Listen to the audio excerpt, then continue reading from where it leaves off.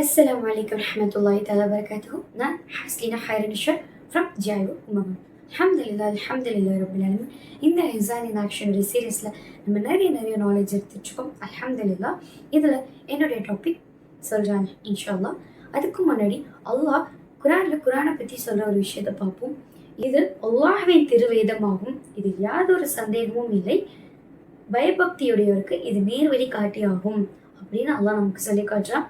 First and foremost thing நம்ம நம்பணும், இது அல்லாஹ் கொடுத்த வேதம் அண்ட் இதில் எந்த சந்தேகமும் இல்லை அப்படின்னு நம்ம நம்பணும். அதுக்கப்புறம் இன்னொரு விஷயம் நம்பணும், அது என்னன்னு நான் பின்னாடி சொல்கிறேன். முதல்ல கல்யாணம் ஆகி ஃபேமிலி இந்த மாதிரி இருந்தவங்களுக்கு தான் இந்த ஆன்சைட்டி, லோன்லினஸ் இதெல்லாம் இருந்துச்சு. இப்போது டீனேஜ்க்கு முன்னாடி இருக்கிற பிள்ளைங்களுக்கு கூட டிப்ரெஷன் அப்படிலாம் வந்தது. எதனால் அப்படின்னு பார்த்தோன்னா, என்னோட ஸ்கின் ஒழுங்காக மெயின்டைன் ஆகலை, எனக்கு பிடிச்ச குரூப் கிடைக்கல, பிடிச்ச காலேஜ் கிடைக்கல, பிடிச்ச ஸ்கூல் கிடைக்கல, ப்ளஸ் அதே மாதிரி குரூப்பு, எனக்கு பிடிச்ச ஜாப் இந்த மாதிரி கிடைக்கல, என்னை விட்டு இவங்க போயிட்டாங்க, அவங்க போயிட்டாங்க, எனக்கு நீ யாருமே இல்லை. இப்படி அதே மாதிரி ஃப்ரெண்ட்ஸ், முதல்ல ஸ்கூலில் மட்டும்தான் ஃப்ரெண்டு இருந்தாங்க, இப்போது வீட்டில் சேட்டிங், ஸ்டேட்டஸ், நீ எனக்கு ஸ்டேட்டஸ் போடல, அவளுக்கு மட்டும்தான் போட்ட, இந்த மாதிரி எனக்கு நீ யாருமே இல்லை, யாருமே எனக்கு உண்மையாக இல்லை. இப்படி இதில் டிப்ரெஷன், இதில் ஸ்ட்ரெஸ், லோன்லினஸ் இப்படி எல்லாமே வருது. இதுக்கெல்லாம் ஒரு question, where do I get peace? The one and only answer is Quran. This is Hizan in action. My topic is healing with Quran. நான் முன்னாடி சொன்னேன், பிலீஃப் ரொம்ப முக்கியம் அப்படின்னு. நம்பணும். எதை நம்பணும்? ஃபஸ்ட்டு இந்த ஆன்சைட்டி, லோன்லினஸ் இதெல்லாம் எதனால் வருது? சில பிரச்சனைகள்.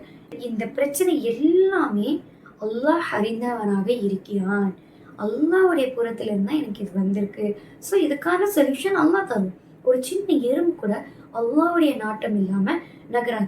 அப்போது இந்த பிரச்சனை என் ரப்புக்கு தெரியாமல் கண்டிப்பாக இருக்காது. அப்போது இதை அல்லாஹ் எனக்கு பார்த்துக்குவான் அப்படின்னு நம்ம நம்பணும்.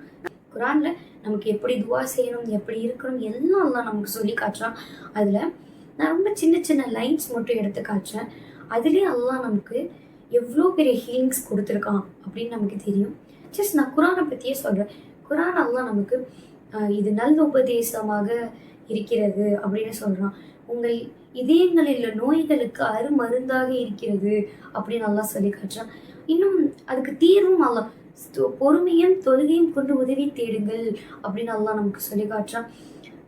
இன்னும் தஸ்பீக் செய்கிறதா இருக்கட்டும், அல்லாஹ்வை நினைவு கூறுவதால் அவர்களின் இதயங்கள் அமைதி பெறுகின்றன அப்படின்னு அல்லாஹ் சொல்லி காட்டுறான். ஒரு தொழுகையை பற்றி பார்ப்போமே. ஒரு டாக்டர் சொல்லி காட்டுறாங்க, பறவையை பார்த்து ஃப்ளைட்டு கண்டுபிடிக்க தெரிஞ்ச நமக்கு தொழுவை கண்டுபிடிக்க தெரியல அப்படின்னு சொல்லி காட்டுறாங்க. அது இன்னும் அவங்க ஒரு வசனமே எடுத்து காட்டுறாங்க, பறவைகள் தன் ரெக்கைகளை விரித்த வண்ணம் அல்லாஹ்வை தஸ்பீக் செய்து கொண்டிருக்கின்றது அப்படின்னு அந்த வசனத்தை எடுத்து காட்டுறாங்க. காட்டிட்டு அவங்க சொல்றாங்க, நம்ம கைகளை இப்படி உயர்த்தி தக்பீர் கட்டுறப்போ நம்மளுடைய ஹார்ட் நல்லா ஃபங்க்ஷன் ஆகுது, ஹார்ட்டில் ஒரு பீஸ்ஃபுல்னஸ் கிடைக்கிது அப்படின்னு சொல்கிறாங்க. நம்ம அல்லாஹ்வை நம்பி நம்ம அப்படி சஜிதா செஞ்சு அல்லாஹ்கிட்ட எல்லாத்தையும் ஒப்படைக்கிறப்போ நமக்கு அந்த பீஸ் ஆஃப் மைண்ட் அப்படிங்கிறது கிடைக்கிது.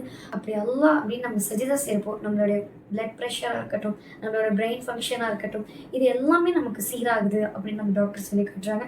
ஸோ நான் நல்லதோ கெட்டதோ இது அல்லாஹ்வின் புறத்துலேருந்து எனக்கு வந்திருக்கு. நல்லது வந்திருக்கா அல்ஹம்துலில்லாஹ், கெட்டது வந்திருக்கா அல்லாஹ் நீ என்னை பார்த்துக்கோ, அவ்வளோதான், வேறு எதுவுமே வேண்டாம். இன்னும் அல்லாஹ் நமக்கு இன்னொரு வசனம்ல பயப்படாதீர்கள், கவலை கொள்ளாதீர்கள் அப்படின்னு நல்லா சொல்கிறான். அல்லாவே நம்மளை பார்த்து நீ பயப்படாத, கவலைப்படாதன்னு சொல்கிறான். இதுக்கப்புறம் நமக்கு என்னதுக்கு கவலை? ஃப்யூச்சரை நினச்சி பயம், எனக்கு இது கிடைக்கல அது கிடைக்கல.